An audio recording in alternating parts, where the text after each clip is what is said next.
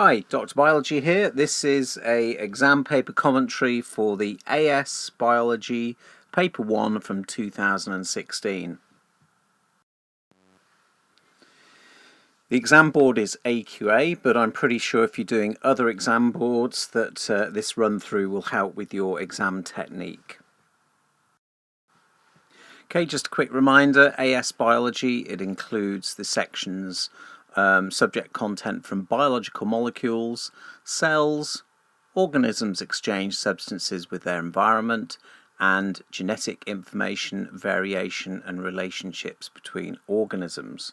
So all four topics, they can ask questions in both paper 1 and paper 2.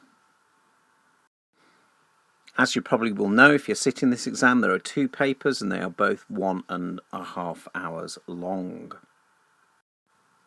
Each paper consists of 75 marks and it is 50% of the AS material in each. Both paper 1 and paper 2 are very well, they are similar because 65 marks come from short answer questions and 10 marks come from a comprehension question.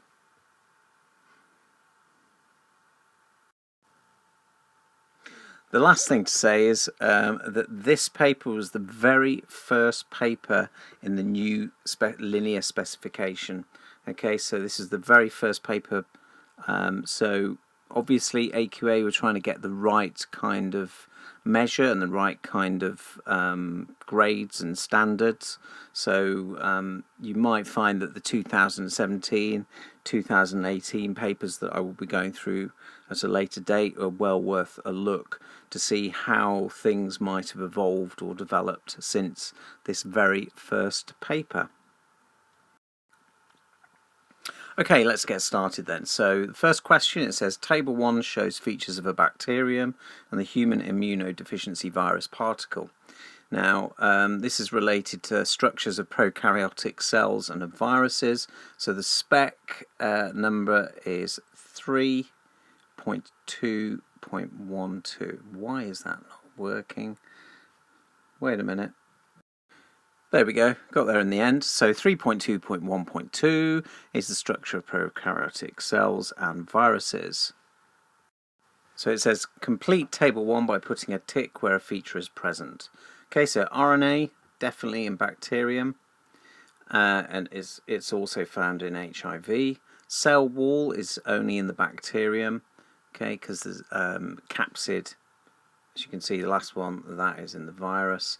And enzyme molecules are actually found in both. Okay, so you get 2 marks for that, 1 mark for each correct vertical column. So each of these columns, you get 1 mark for each.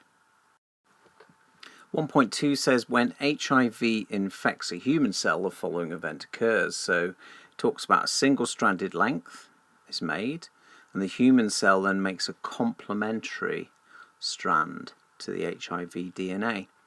And it says it's made in the same way as a new complementary strand is made during semi-conservative replication. So it actually tells you this is semi-conservative replication. It says describe how the complementary strand of HIV DNA is made. Okay, so you don't need to know anything about HIV DNA because it's already told you it's the same way that human DNA is replicated through semi-conservative replication. So you get 3 marks for doing this.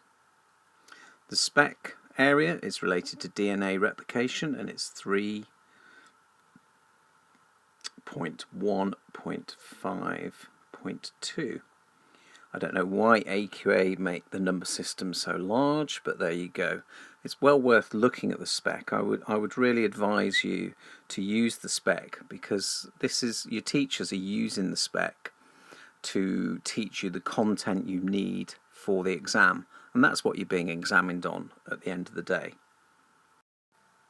So looking at the answer, they want you to mention for the first mark, you can either say nucleotides or base pairs, or you could say A to T and C to G. And then you talk about DNA polymerase, and that DNA polymerase joins the nucleotides together. You could say forms phosphodiester bonds as well. Okay, there's no need to talk about DNA helicase because, or it's saying how the complementary strand of HIV DNA is made. Okay, so you don't have to go through the whole process. So you just need to know that the nucleotides, and you can mention what they are, the bases, they pair up, and DNA polymerase joins these nucleotides together. So just be careful on the terminology as well. They want you to use the terminology nucleotides. Question 1.3, it says contrast the structures of DNA and mRNA molecules to give 3 differences. So this is in your spec, it's in 3.4.1. Now a quick point about the keyword contrast. When you use contrast, you need to mention both things that are mentioned. So for example, you for 1 mark you would say DNA is double-stranded and mRNA is single-stranded. So that answer is you are contrasting the two, and that gives a difference. I'll show you the answers. There's quite a lot of answers you could have for this question.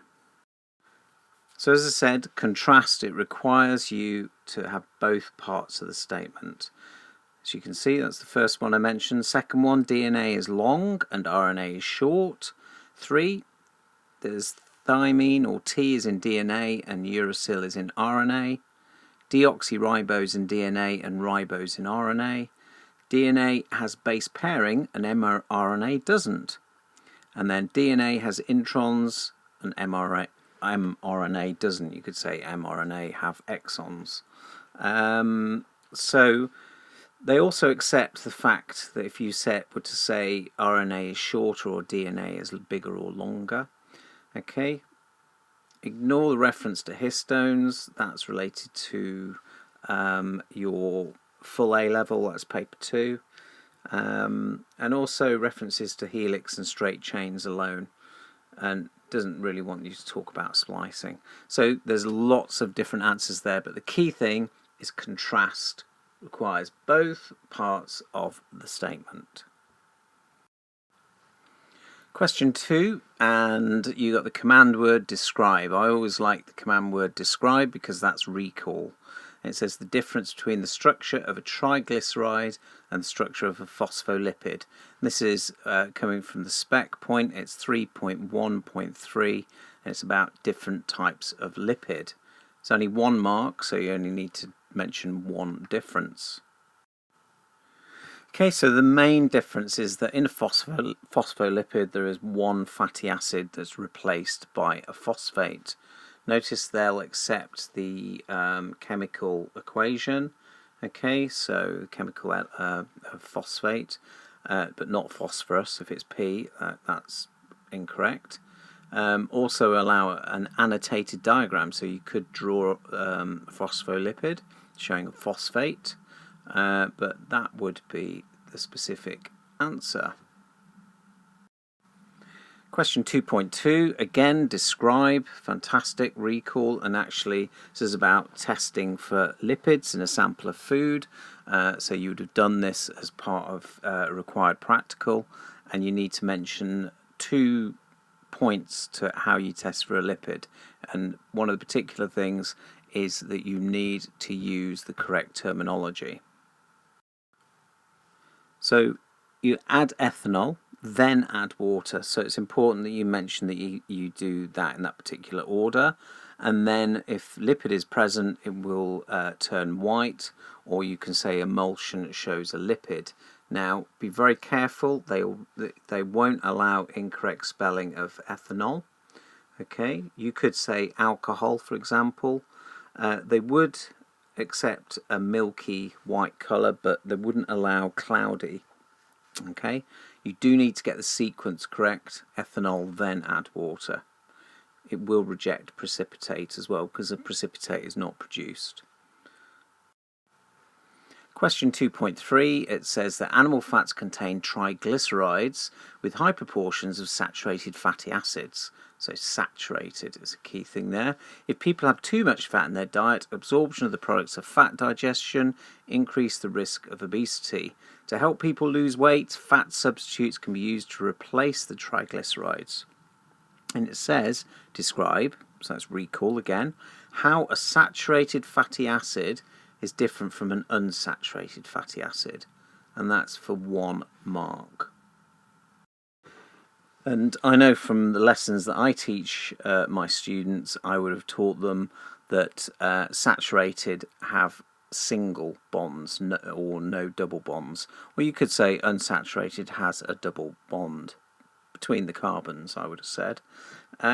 So there you go. So that's straightforward recall. It's in the spec. That kind of stuff you need to be fully aware of. However, because it's A-level, AS biology, it will now go on to look at applying this kind of information.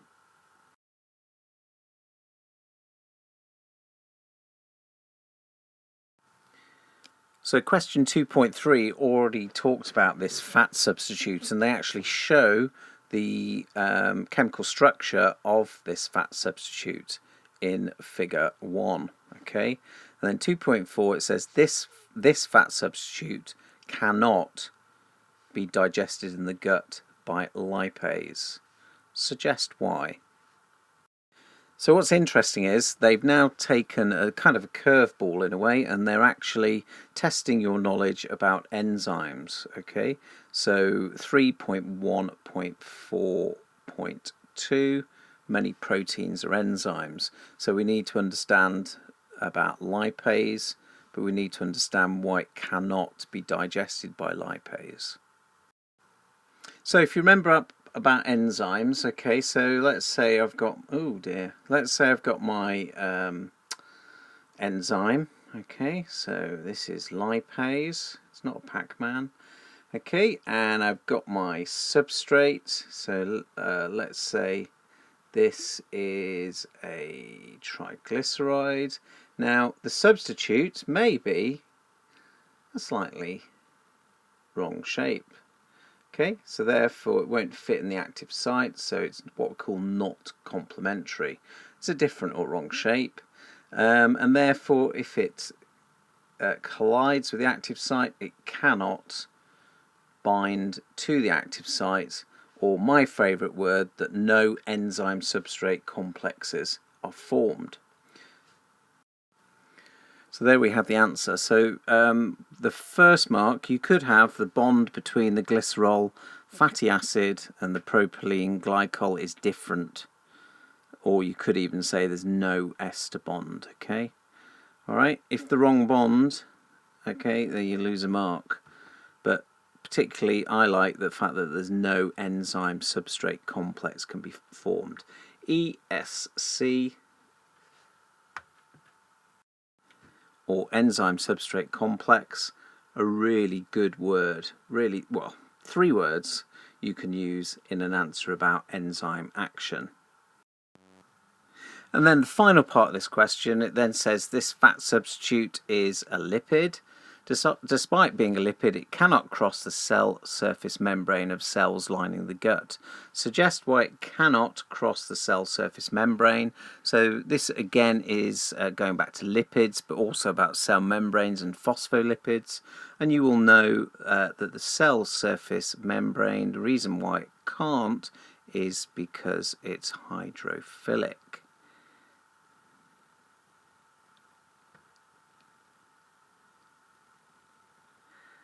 You could have it's polar, or it's too large.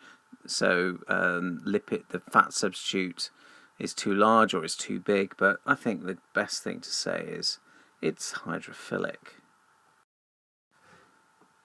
So question 3, it says cells constantly hydrolyze ATP to provide energy. So it's related to respiration. So ATP is resynthesized, and it wants you to describe how. Okay, so this, in terms of the spec, this is related to ATP, and this is in your biological molecules, and it's 3.1.6. Now, if we have a look at the answer, I'll just paste the answer in for you. Okay, there we go. So, for 2 marks, All right, you just need to mention two of these things: from ADP and phosphate by ATP synthase. So it's how is it resynthesized, not how is it hydrolyzed. Okay, and you could say for the third one, during respiration or photosynthesis. Again, they'll accept the chemical formula. Remember, don't put P because P is phosphorus. All right, and don't talk about water being used in the reaction. All right, so they want you to mention ADP and phosphate is resynthesized by ATP synthase. In fact, you don't need to say resynthesized because it's already in the question, during respiration. So that will get you the full 2 marks. 3.2, give 2 ways, and it's in bold, so it says 2 ways in which the hydrolysis of ATP is used in cells. So really, what they're looking for is, what is the ATP being hydrolyzed into ADP and phosphate for? So let's have a look at the answers. Okay, so here we go. So it provides energy for other reactions. So you could name some of the reactions involved, such as metabolism, and it adds a phosphate to other substances and makes them more reactive or changes their shape. So that second point, notice you've got to get both points about adding the phosphate and making them more reactive. Now, key thing here, reject, produce energy. All right, just remember ATP doesn't produce energy. Okay, it's going to release energy. It's a chemical substrate and it releases energy and it provides energy for reactions. Okay, so on to question 3.3, and it shows figure 2 is a photograph of a mitochondrion taken using a scanning electron microscope. So we're now skipping through the specs to the cells part related to microscopes, which is 3.2.1.3. Okay, and it says, what is the evidence that a scanning electron microscope was used to take this photograph? Well, they don't show you any scales. They show you that it's black and white, but also, particularly, they show you that it is 3-dimensional. So it's 3-dimensional view, or you could say 3D image. 3.4 then goes on to ask you to name the label X. Okay, so if you notice where it's pointing inside the mitochondrion.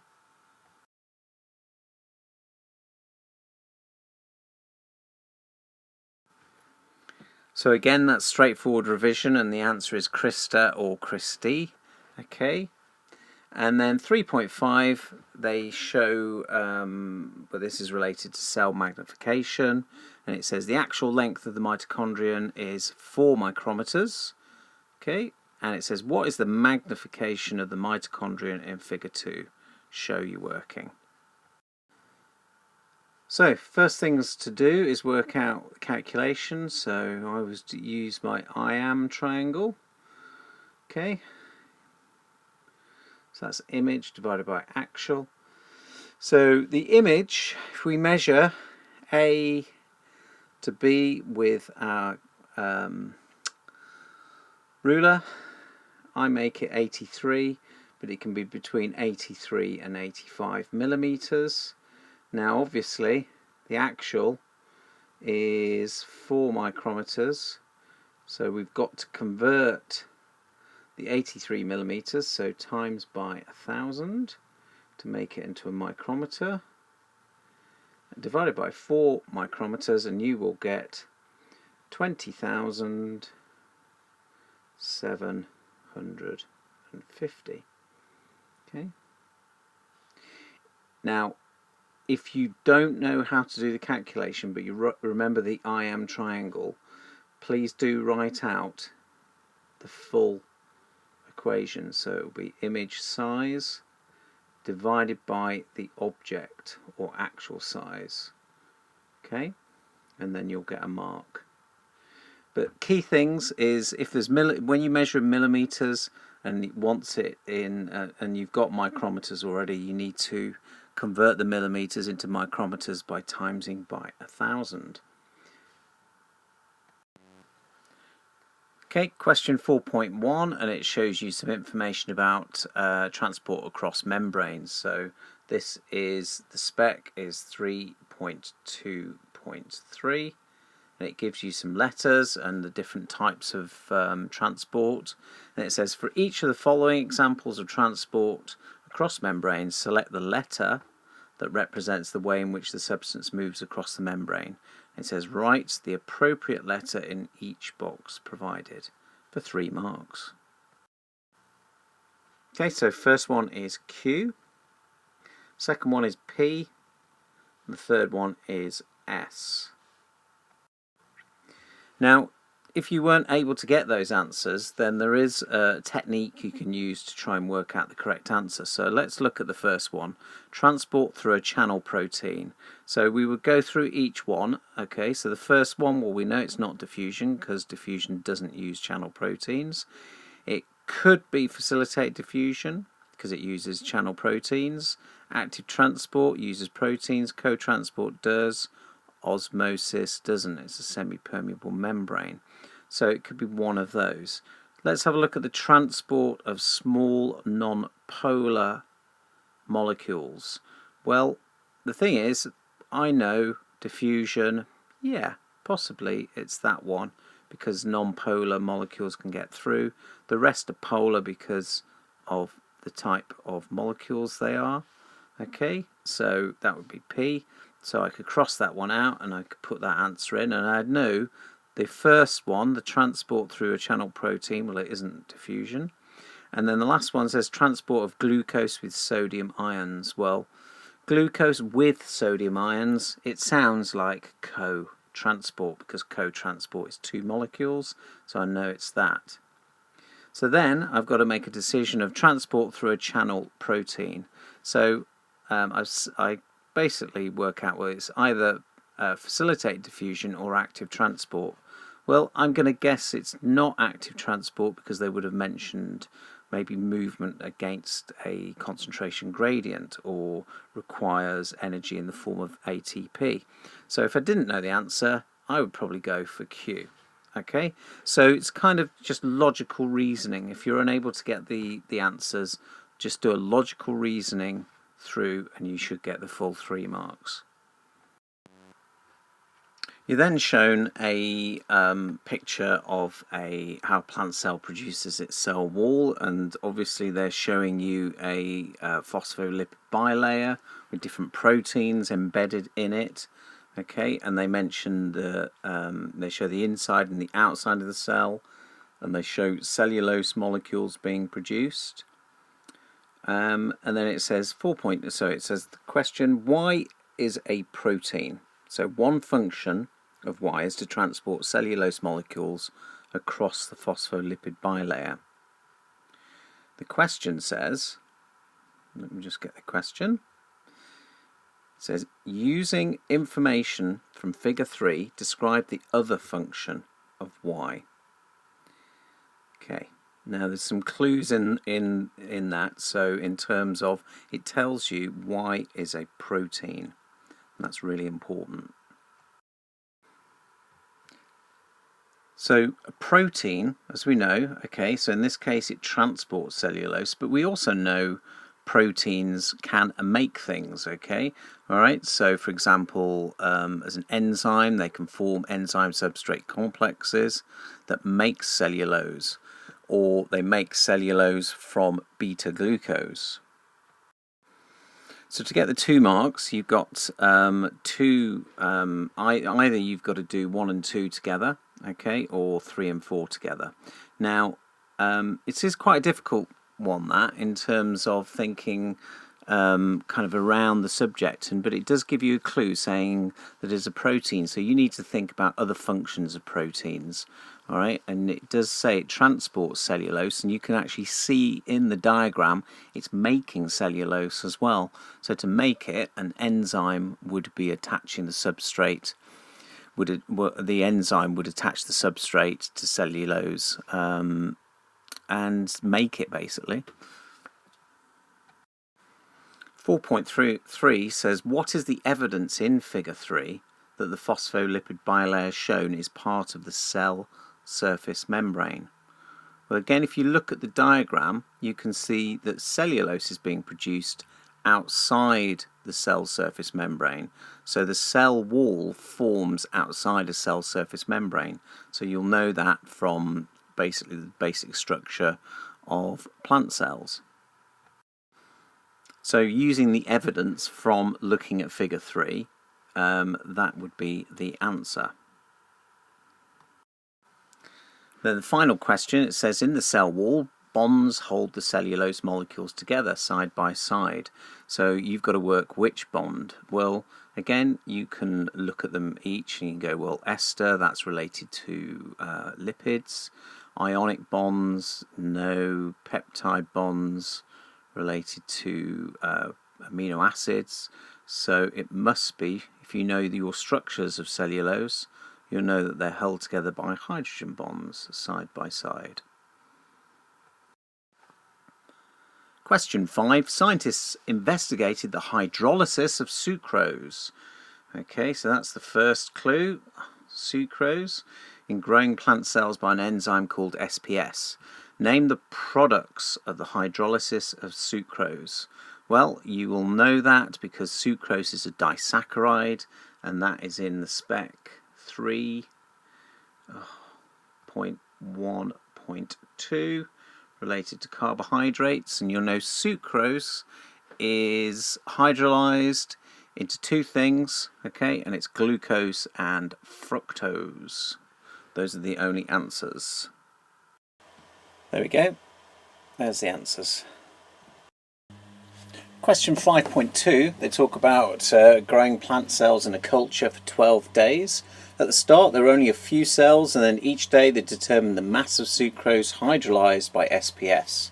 So they're showing a table and it shows the day, the mass of sucrose, so you can see initially mass of sucrose hydrolyzed is increasing, and then you reach kind of a plateau at 10 and 12 days. Then it asks about the rate of hydrolysis, and the question states, for 3 marks, it says for each day calculate the rate per minute of the reaction catalyzed by SPS. Now that per minute, alright, is really important, because the mass of sucrose hydrolyzed by SPS is stated for every hour, but you need to do it per minute. And then you record the rates in standard form and then plot a suitable graph of your process data, and you only get 3 marks for that, which I'm quite surprised about. Right, okay, let's work out the rate of reaction. So I said it was per minute, so let's take the first one. Okay, so the first one is 0.07. To find it per minute, because it's showing per hour, you just divide it by 60, and that will give you 0.00116 recurring. Now, if you notice, it says record the rates in standard form. So in standard form, okay, you would work out how many points it is. So I'm going to just show you, I'm sure you know this, but 1, 2, 3.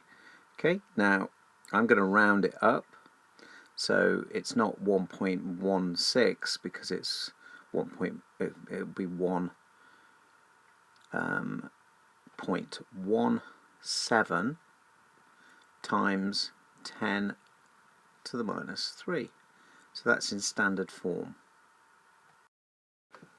Okay, so there we have the rates, and then it says plot a suitable graph of your process data. And your graph is going to look something like this, although obviously on this app I can't really draw straight lines, to be honest.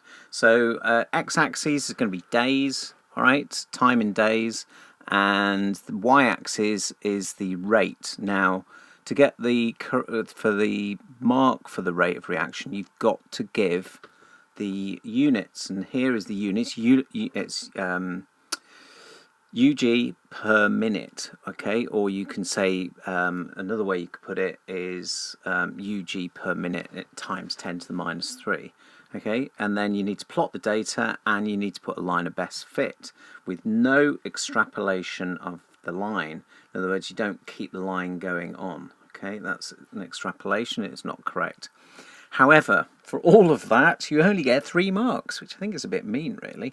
So there you go. Question 5.3 then goes on to say, what can you conclude about the growth of the plant cells from these data? Explain. So you've got to explain, give a reason why you reached your conclusions. You get 3 marks. If we look back at the stem of the question, and that's something you need to do sometimes, it does give you a clue here. It says, scientists investigated the hydrolysis of sucrose in growing plant cells. So you need to talk about the growth of plant cells from these data. Well, obviously, sucrose hydrolysis is linked to some aspects of growth because of the enzyme SPS hydrolyzing it.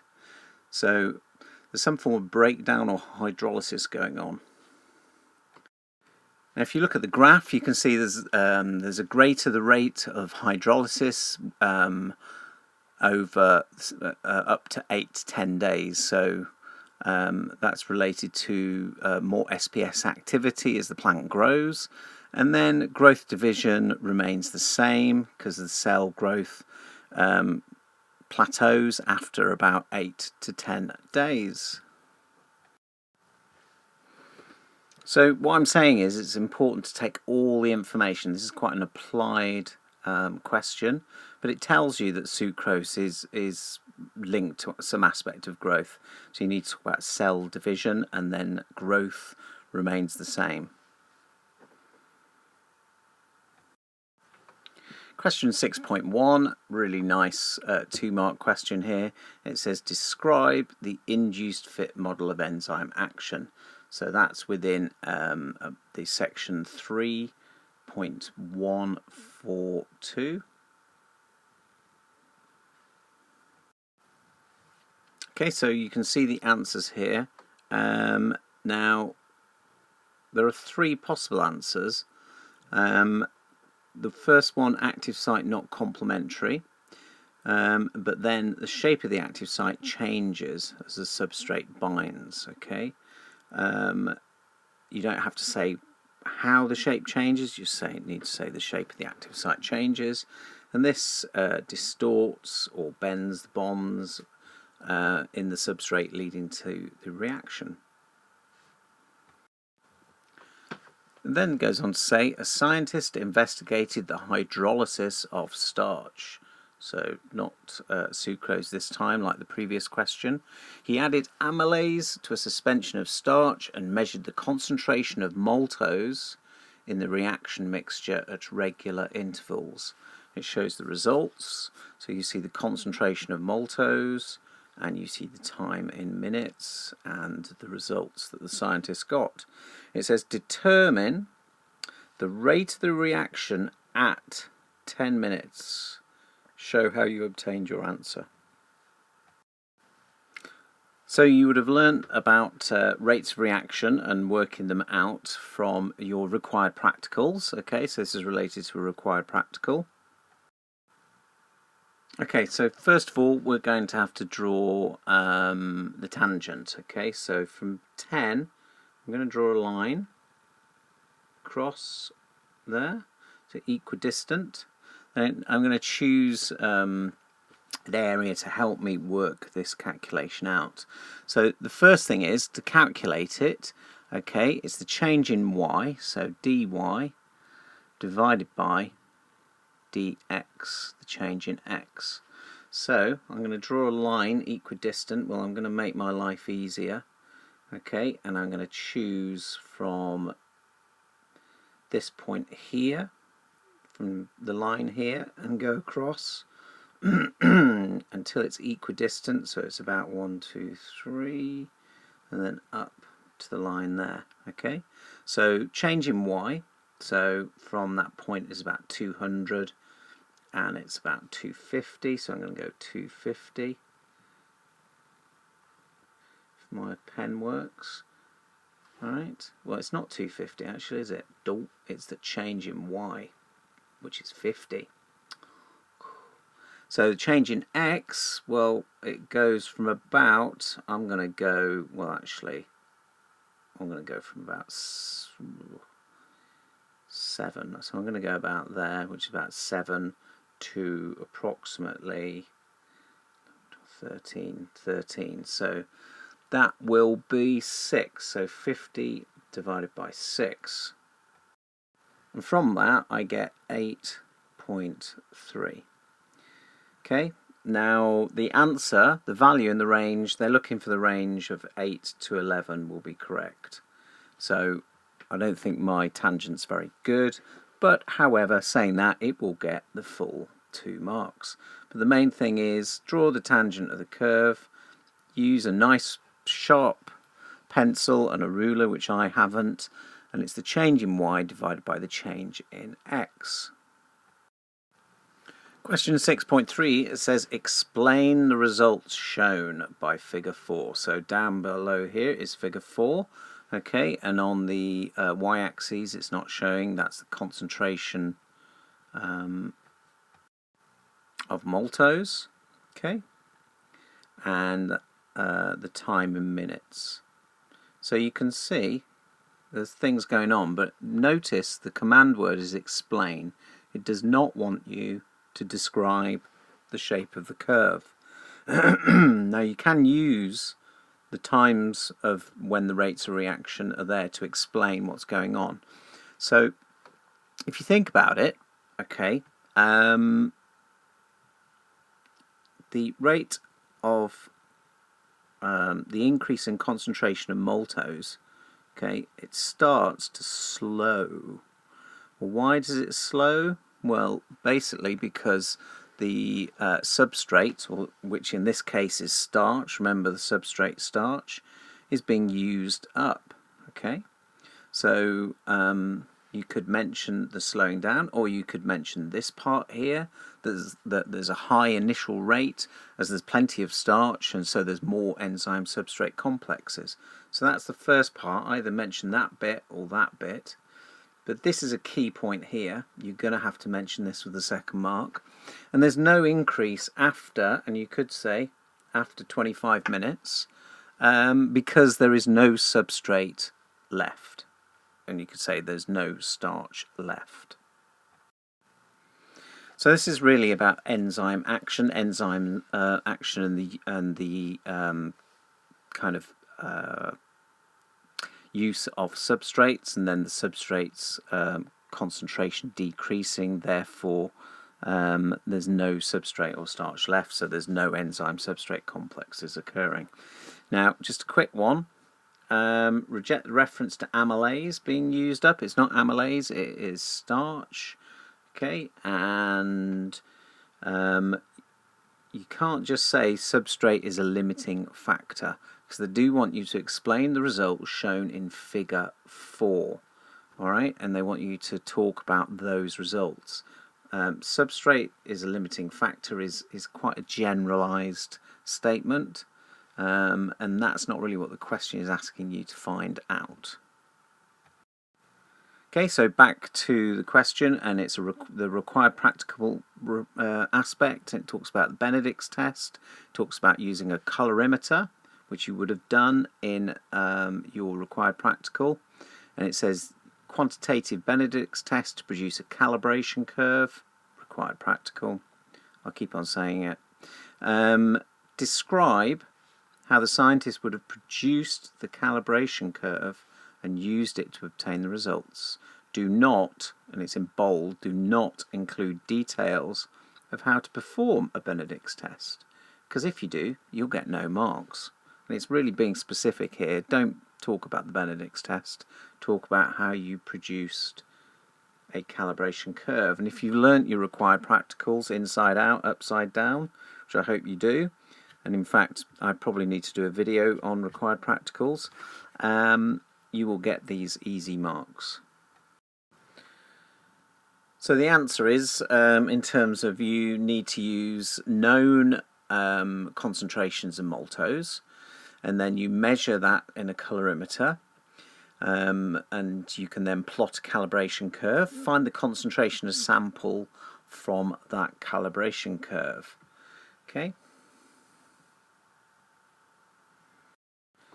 Question 7.1, it talks about HPV, which is human papilloma virus. It's the main cause of cervical cancer. A vaccine has been developed to protect girls and women from HPV. And it says, describe your favourite command word, because it's recall, how giving this vaccine leads to the production of antibody against HPV. So you've got to relate your answer to HPV, and it's 4 marks. And this is directly related to 3.2.4 about cell recognition and the immune system. Okay, so to get all 4 marks, you've got to go through the list here. So the vaccine is going to contain an antigen from HPV. So you need to mention that the vaccine contains, you could say, a weakened form of the pathogen, but I would... well, you can't say weakened form of the pathogen, sorry. You're going to have to say it contains an antigen. That antigen is then displayed on antigen-presenting cells. Notice you can mention macrophages here, or phagocytes, or B cells. And then specific helper T cells, they stimulate specific B cells. Now, remember, if it's underlined, you need to say helper T cells, okay? And they have receptors on their surface, as it says there, for specific B cells. This word comes up time and again, okay, because it's a specific helper T cell for this specific B cell. B cells divide by mitosis, okay, and then they clone, and you've got to mention they clone to produce plasma cells, and it is the plasma cells that produce the antibody against HPV. So if you've learnt the response, response to foreign antigens, okay, then you will know this very well. I probably learned this actually. This comes up quite a bit, all right, in terms of immunity and how vaccines lead to the production of antibodies. It's quite a good kind of exemplar piece there. So 7.2, we now go on to looking at some data related to vaccinations and looking at the differences between 2 or 3 doses of HPV. Okay, and it tells you what they did. They determined the mean concentration, let's just make that a bit bigger, the mean concentration of antibody against HPV in the blood samples from girls who were given either 2 or 3 doses. And it tells you what happened. So girls given the 2 doses, they had an initial vaccination followed by a second at 6 months, and the 3 doses was initial at 1 month and then the third at 6 months. And they measured the concentration of antibody each month, and they showed the results. So let's have a quick look at the results. Okay, so a few things here. You can see the mean concentration of antibody, arbitrary units, okay, notice how they go up, all right, and then the time in months, and then you got the 2 lines, girls given the 2 doses, okay, and girls given the 3 doses. And you can see, looking at the dotted and the solid lines, there's obviously no difference up to this point after, well, so many months, a few months, and then there is a change as we go further in time. So the first question, they want you to use that data, okay, because it's asking whether it's better to give 2 or 3 doses. Well, if we look at the data again, you can see that girls given 2 doses, they got more antibody, all right? So you can see that there's more antibody looking at that data. Also, you could say with the 3 doses, the second dose at 1 month, okay, doesn't lead to production of any more antibody. Or you could say 3 doses would be more expensive or less popular with parents or girls, although I don't know whether I would have got that answer. So I'll just show you the answers. Okay, so you get 2 marks for that. You could say things related to it's less painful if you have 2 than 3 doses. But the second point is really what I would have gone for, that with 3 doses, 1 month doesn't lead to the production of any more antibody. You get a similar amount as 2 doses. So 2 doses is probably more effective in getting more antibody into the blood. Question 7.3, it says that they used a statistical test to determine whether the antibody concentrations were significantly different between 2 doses and 3. So basically you've got 2 means there. So they determined the mean of antibody 9 months after the first dose. So it says, what stats test should the doctors have used, and give the reason for your choice. So the question is, how would you work out which stats test? Well, there's clues in the stem of the question, and they say they determine the mean concentration of the 2 samples. Okay, so you should know that a student t-test is used to determine if there is a significant difference between the means of 2 samples. Now, to get the whole mark, you need to mention both things. You can't just say t-test, okay? You can't just say as well to show that the results are significant, because it says that in the stem of the question, okay? But they do mention the means, but they don't say comparing the means. So comparing 2 means is the answer. Question 7.4, there is genetic diversity within HPV. It says give 2 ways doctors could use base sequences to compare different types of HPV. This is 3.4.4 in the spec related to genetic diversity. So give 2 ways they would use base sequences. They would, first of all, you need to compare the base sequences of DNA. You need to look for mutations, all right? To see if there's differences, and then you could compare the base sequences of RNA or mRNA. Okay, so yeah, that's basically that answer there. So you could say for 1 and 3 they could say compare the triplet or codon sequence for comparison. But they won't give you anything for saying about introns or non-coding DNA. Okay, so 8.1, it tells you the stages in mitosis. So spec, that would be 3.2.2, okay, which is all about mitosis. First question, it says write 1 letter A to E in the box to complete the following statement. It says chromosomes line up on the equator of the mitotic spindle. Well, if you know your phases, okay, it's going to be metaphase. 8.2 is quite applied, okay, so it talks about treatments for cancer and talks about kinesin inhibitors, something that you would not have been taught because it's an applied question. It does tell you, though, it prevents successful mitosis, so it prevents mitosis. Some KIs cause the development of a monopolar spindle, and they actually show you what a monopolar spindle is, because you probably wouldn't have seen it before. Okay, and then it shows you a normal mitotic spindle as well. And then it says suggest why the development of a monopolar mitotic spindle would prevent successful mitosis. Now obviously you don't know anything about monopolar mitotic spindles, but you should know what happens in mitosis and what won't happen if you have a monopolar mitotic spindle.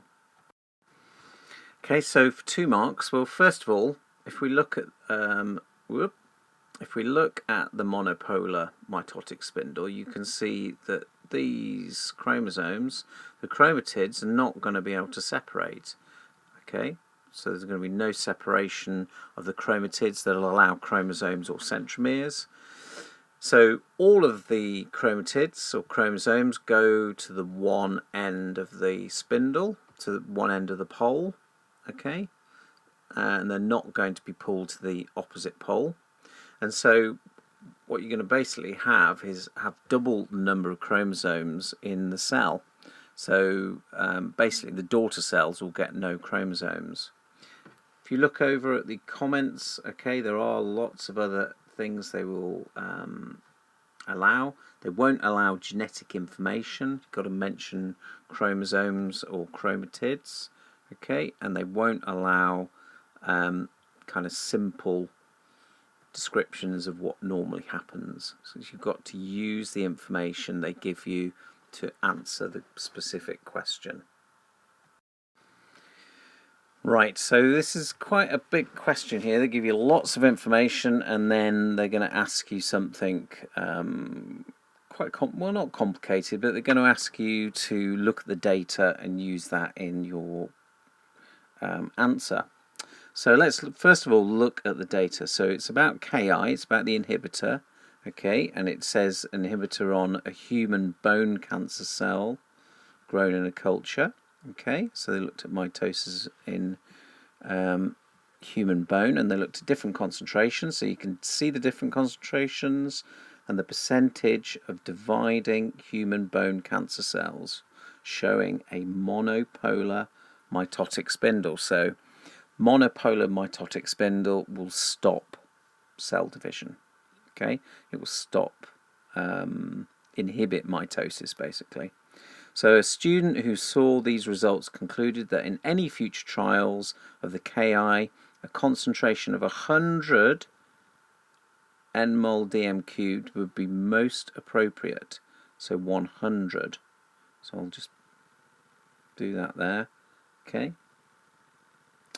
And it says, do these data, in other words, this data here in this table, support the student's conclusion? Give reasons for your answers. There's 4 marks. It's one of those questions where it could be no, in terms of the fact that at 100, the concentration of 100, there are still 7% of cancer cells dividing, undergoing mitosis. Or yes, because there's little increase in the percentage of cells not dividing. Okay, so most of them are unable to divide. So you need to decide on what answer you're going to produce. So if it was no, there are still some cancer cells, so you could say 7%. And why is that a problem? Well, cancer isn't destroyed and may continue to grow or spread or form tumours. You could then go on to say, well, if that's not the best concentration, maybe something between 100 and 1,000. So maybe you could test a range between those figures. This is, if you look at the stem of the question, this is in a culture, this is within a laboratory, this is with cells. This is not actually tested on people. Okay, so we don't know the effect of Ki on people. If you were to say yes, then you could say there's little increase in percentage cells dividing, but also you could mention things like above 100 may be harmful to people, okay, to the body. Possibly the higher concentration would be more expensive to use, or above 100 will have more effect on the cancer cells. Okay, so there are lots of different answers there, but you can see by using the data, because it does say use the data, do these data support the student's conclusions, you can work out your answers. Then 8.4, you've got, it says at the start of the investigation the scientists made a solution of Ki with a concentration of 10,000 nmol per dm cubed. They use this to make the other concentrations by a series of dilutions with water. So this is related to your apparatus and techniques and skills. And it says how they made 100 centimeters cubed of 1,000 nanomoles. Okay.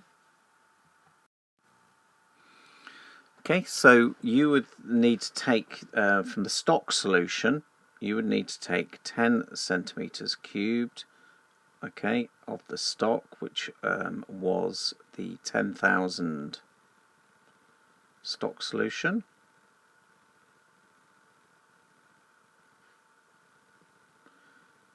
So you take 10 centimeters cubed, and you'd then add, you'd have to add 90 centimeters cubed of water, okay,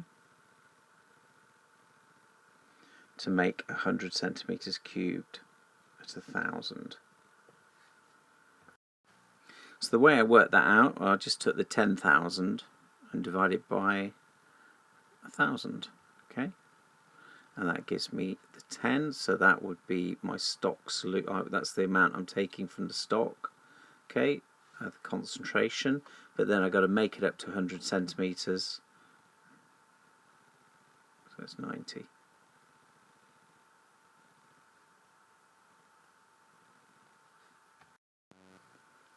On to question 9, and this is the 10-mark comprehension question. So when we say comprehension, they will give you quite a lot of information in a passage. Okay, so I would spend a tiny bit of time reading that passage. Okay, and then they're going to ask you questions related to that information, and it's going to be very applied. It's going to be things that you haven't necessarily been taught about, so specific examples, but it will be related, and I'll show you how it's related to the specification. So they talk about Alzheimer's, which has been quite a lot in the news recently, and you might have read a bit about dementia. And basically, it's caused by a B-amyloid protein binding together to form plaques in the brain. Then it goes on to say nerve cells in the brain produce a large protein called amyloid precursor that has a complex shape. We'll come back to that in a minute. This protein is the substrate of 2 different enzymes, alpha secretase, beta secretase. You have never heard of those before, that's fine, but they're enzymes, and that's what you need to know. One product of the reaction catalyzed by beta secretase is a smaller protein that can lead to B-amyloid protein formation. So we know, okay, if it's forming, beta secretase is forming B-amyloid proteins, then that's bad, basically. So that may cause Alzheimer's. And we know there's mutations in those that have Alzheimer's where there's a decrease in alpha secretase and an increase in beta secretase. Then it says a drug for treating Alzheimer's is a competitive inhibitor. There's the key thing. It's about enzymes and competitive inhibitors. When some of these types of drugs were trialled, the trials had to be stopped because some patients developed serious side effects. Use information from the passage and your own knowledge to answer the questions. Okay, so 9.1 it says, suggest how amyloid precursor protein, big word, so I'm going to say make it shorter, call it APP, you're allowed to do that in the exam, can be the substrate of 2 different enzymes, alpha secretase and beta secretase. Okay, so we need to think about APP. So in the text, we look at lines 3 to 5. Okay, so lines 3 to 5, you can see that it says it's a large protein that has a complex shape. Well, that's a clue for the answer. So if it's large, it's going to have different parts. Okay, so different parts are amino acid sequences of the protein. So each enzyme, you don't have to mention the name of the enzymes, is specific, so it's complementary to a different part of the APP. Question 9.2 says one product of the reaction catalyzed by the B secretase is a smaller protein. Line 6 to 7, and it says describe what happens in the hydrolysis reaction that produces the smaller protein. Okay, so it's not really about APP as such. It's more about just the hydrolysis of a protein, and you should know that peptide bond is broken and hydrolysis is using water.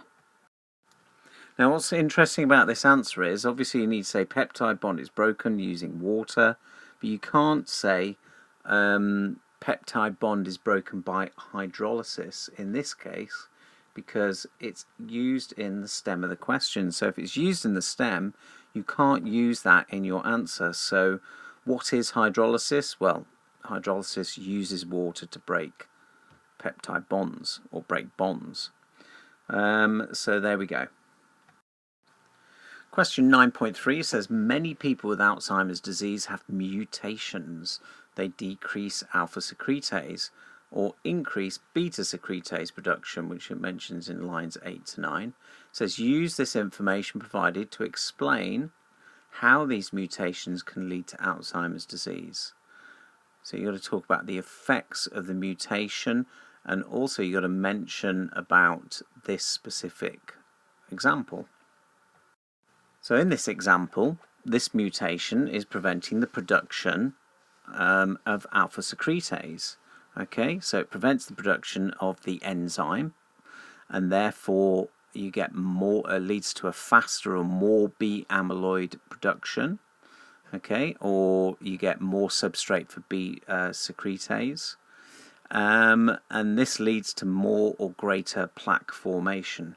Well, how will you know that? Well, you need to read the information they've given you and use that information, because they're saying use the information provided.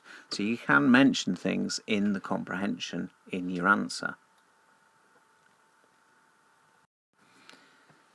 So for the 3 marks, it's very specific. You need to mention mutations prevent the production of the enzyme. This leads to a faster or more B amyloid production, or you could say it leads to more substrate for the B secretase, and therefore greater plaque formation, because you need to mention, the last point is, it says how it can lead to Alzheimer's disease, and it says in the comprehension that greater plaque formation is a cause of Alzheimer's disease. So 9.4, they then talk about the fact that the drug treating it could be a competitive inhibitor. Okay, there's a big clue of what this is about, and it says explain how this type of drug could prevent it becoming worse. Okay, so you need to use your knowledge of competitive inhibitors and use that in this specific example.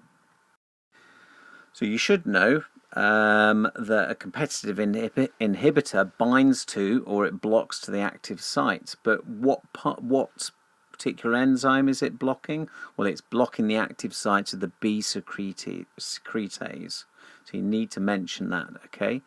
Why would that stop it becoming worse? Is that reduces the production of B amyloid. So it's really important that you don't just say what a competitive inhibitor is. In these types of comprehension questions, you've got to use the information they have given you to answer the question. So in this case, you mentioned competitive inhibition of B secretase, and why that will reduce Alzheimer's, because it reduces the production of B amyloid, or the plaque that causes the disease. And the final question, it says related to the side effects, because these were mentioned.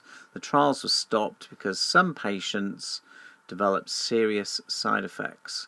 It says use the information provided to suggest why they developed serious side effects. So for this 1 mark, okay, you can either have the fact that B amyloid is required, all right, to prevent side effects, or you could say B secretase is needed. The thing that I probably would have said is that it does, if you don't have the secretase, it leads to build-up of APP, and that can cause harm. Or you could say that if B secretase is inhibited, too much alpha secretase could be produced. So you can see there's lots of different answers you can have there. Please do subscribe to Dr. Biology. Paper 2 is coming up, and also I'll be going through all the other AS and A-level papers soon.